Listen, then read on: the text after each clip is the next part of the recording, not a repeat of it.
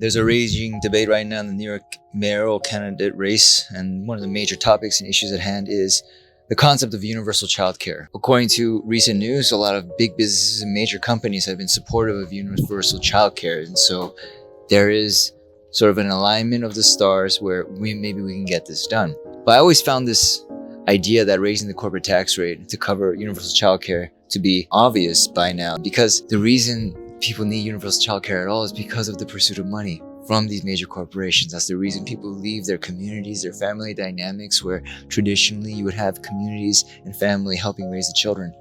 But that no longer happens. So then you end up seeing like Ivy League educated people thinking they know better, moving across state lines and raising a child on their own, and realizing like they are not equipped. No matter how brilliant they are, they had no idea how difficult it would be, how costly it would be. And these costs exist because of the pursuit of money. I don't understand how people don't see that connection, that it's the companies that benefited and the workers that lost out when they had to move around, displacing themselves, transplanting, and no longer having the community safety net. So raising the corporate tax rate to pay for this thing is actually the most obvious and natural thing to do.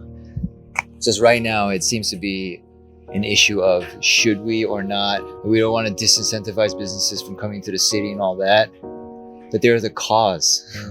Of course, that's where the money should come from. Tax subsidies for major corporations have often been given to corporations in the hope and goodwill and promise that there'll be some sort of trickle-down economics, but that never happens. They always hoard the wealth, buy back their stocks, all sorts of shenanigans. Why on earth would we give free money to major corporations that have billions of dollars? No business person would ever make a deal like that, giving them an infusion of cash in the hopes that they'll do the right thing.